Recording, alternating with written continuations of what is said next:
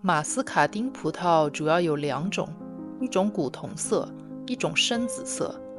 马斯卡丁区别于其他葡萄的最大的特点是它具有一种独特的香味，没有品尝过的小伙伴们可能没有办法想象这种芳香。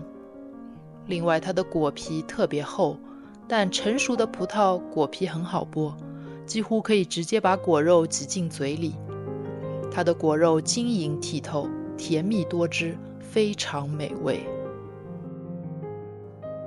我在马斯卡丁葡萄的故乡北卡罗来纳州生活了10多年，基本上每年夏末秋初都会来当地最大的马斯卡丁葡萄园采摘葡萄。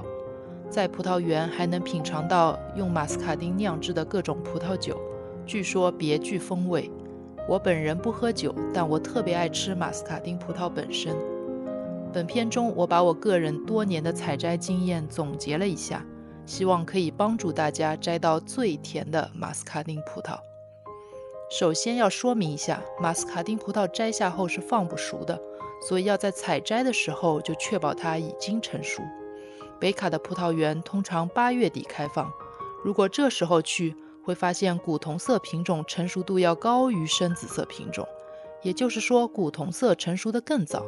这种葡萄完全成熟后颜色会偏红，捏上去也更软，只要轻轻一碰就会从藤上脱落。如果颜色偏绿，捏上去很硬，扯下葡萄的时候需要用力，那么就是还没熟，可能芬芳香气已经有了，但吃上去会又硬又酸。同一串葡萄往往有几颗成熟了，有几颗还没有熟，所以我们要一颗一颗摘，而不像其他葡萄那样一串一串捡。对比一下画面中2颗葡萄，可以从颜色和软硬度判断出下面的那颗成熟度更好，会更甜。深紫色葡萄成熟的晚一些，所以在采摘季刚开始的时候就来的话，找成熟度完美的葡萄得要多费点劲。它总体上比古铜色葡萄个头要大一点，口味相近，只有很细微的差别。按照我的标准，成熟度完美的葡萄几乎不酸，这样的葡萄周身都是深紫色，越深越好，连葡萄蒂周围的颜色也是深紫色的。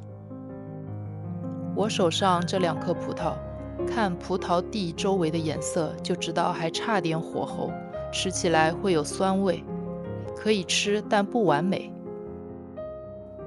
完全成熟的葡萄捏起来也更有弹性，不会是捏起来硬邦邦的。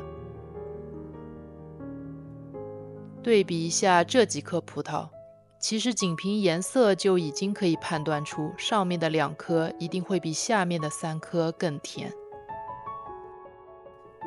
小结一下，想要摘最甜最完美的葡萄，一是看颜色，二是捏软硬，三是摘的时候不需要费力，葡萄就会从藤上脱落。我们从超市选购马斯卡丁葡萄的时候，可以从颜色上判断它甜不甜。像我手上拿着的这盒，看上去成熟度还可以，应该挺甜的。通常超市里卖的本地农场的马斯卡丁品质都还不错。额外说一下，如果是带孩子来体验采摘葡萄，那就不要提过高的要求，以免打击孩子积极性，享受过程更重要。多带孩子出门体验生活，总比窝在家里沉迷电子屏幕好。再给大家3个小贴士：一是不要在入口处摘葡萄，入口处的葡萄往往已经稀稀拉拉，成熟的都被摘完了。很多人迫不及待一进门就开始摘，费劲又摘不到好的。